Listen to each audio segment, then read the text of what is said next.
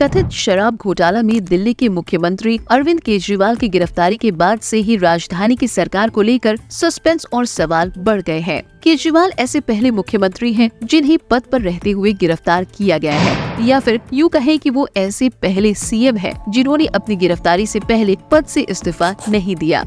केजरीवाल का कहना है कि वो जेल से ही सरकार चलाएंगे। इस बीच दिल्ली के एलजी वीके सक्सेना ने उनके प्लान को खारिज करते हुए साफ कर दिया है कि दिल्ली की सरकार जेल से नहीं चलेगी। एलजी की ना के बाद अब इस बात की चर्चा तो होगी कि दिल्ली में अब क्या होगा। क्या केजरीवाल को इस्तीफा देना होगा? क्या उनके पद न छोड़ने पर राष्ट्रपति शासन लगाया जा सकता है, या फिर खींचतान का परिणाम दिल्ली को भुगतना होगा? आइए देखते हैं आने वाले दिनों में क्या क्या मुमकिन है।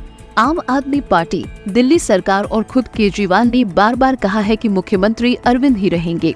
आम आदमी पार्टी का कहना है कि केजरीवाल जेल में रहकर ही अपनी सरकार चलाते रहेंगे। संवैधानिक जानकारी का कहना है कि गिरफ्तारी की वजह से एक मुख्यमंत्री या मंत्री को इस्तीफा देना चाहिए, ऐसा कोई प्रावधान नहीं है। हाँ, 2 या 2 से अधिक साल की सजा मिलने पर सदन की सदस्यता छीने जाने का प्रावधान है। पूर्व विधानसभा सचिव एसके शर्मा ने टाइम्स ऑफ इंडिया से बातचीत में कहा है कि कानून में कोई ऐसा प्रावधान नहीं है कि गिरफ्तारी पर किसी मुख्यमंत्री को इस्तीफा देना होगा या नया मुख्यमंत्री बनाया जाए।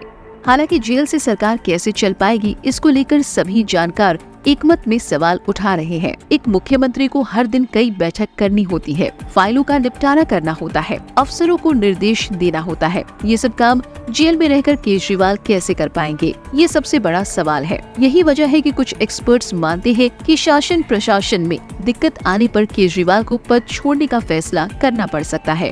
ऐसा इसलिए भी हो सकता है क्योंकि केजरीवाल को PMLA केस में गिरफ्तार किया गया है, जिसमें आसानी से जमानत नहीं मिलती। किसी केस में गिरफ्तार किए गए दिल्ली के पूर्व उप मुख्यमंत्री मनीष सिसोदिया और राजस्थान सांसद महीनों से जेल में बंद है। निचली से सबसे ऊपरी अदालत तक से उनकी जमानत याचिका खारिज हो चुकी है। सिसोदिया और एक अन्य PMLA केस में गिरफ्तार दिल्ली के पूर्व स्वास्थ्य मंत्री सत्येंद्र जैन महीनों तक जेल में भी मंत्री रहे, लेकिन बाद में उनको इस्तीफा देना पड़ा। ऐसे में माना जा रहा है कि यदि केजरीवाल को जल्दी जमानत नहीं मिलती है तो शासन प्रशासन में दिक्कतों की वजह से उन्हें पद छोड़ने का फैसला लेना पड़ सकता है और दिल्ली को नया मुख्यमंत्री मिल सकता है।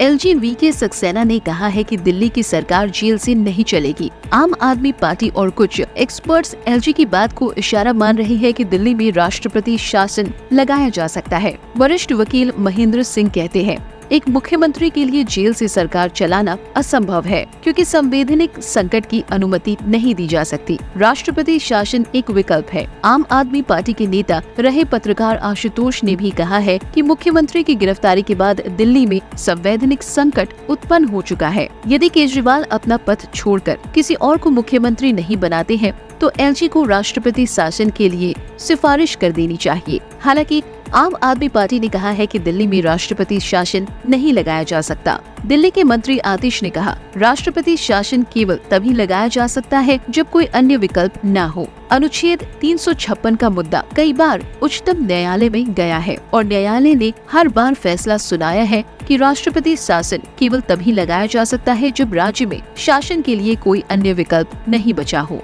उन्होंने कहा है कि अगर राष्ट्रपति शासन लगाया जाता है तो ये स्पष्ट हो जाएगा कि राजनीतिक प्रतिशोध का मामला है। संविधान का अनुच्छेद 356 राज्य में संवैधानिक व्यवस्था की विकल्पता के मामले में प्रावधानों से संबंधित है। इस बीच ध्यान देने लायक बात यह है कि भाजपा केजरीवाल से इस्तीफा की मांग कर रही है, दिल्ली में राष्ट्रपति शासन की नहीं। दरअसल पार्टी के रणनीतिकारों का मानना है कि यदि राष्ट्रपति शासन लगाया जाता है, आम आदमी पार्टी को विक्टिम कार्ड खेलने का मौका मिलेगा। केजरीवाल ये कह सकते हैं कि उनकी प्रचंड बहुमत सरकार को हटाने के लिए ही उन्हें गिरफ्तार किया गया है। ऐसे में उन्हें आने वाले चुनाव में सहानुभूति के सहारे फायदा मिल सकता है, जो भाजपा के लिए मुफीद नहीं होगा। यदि केजरीवाल इस्तीफा नहीं देते हैं और दिल्ली में राष्ट्रपति शासन भी नहीं लगाया जाता है तो तीसरा रास्ता वो होगा जो दिल्ली के लिए ठीक नहीं माना जा रहा। केंद्र और राज्य सरकार की खींचातान की वजह से पहले ही शासन प्रशासन में कई रुकावटों का सामना करते हुए दिल्ली को नई मुश्किलों का सामना करना पड़ सकता है।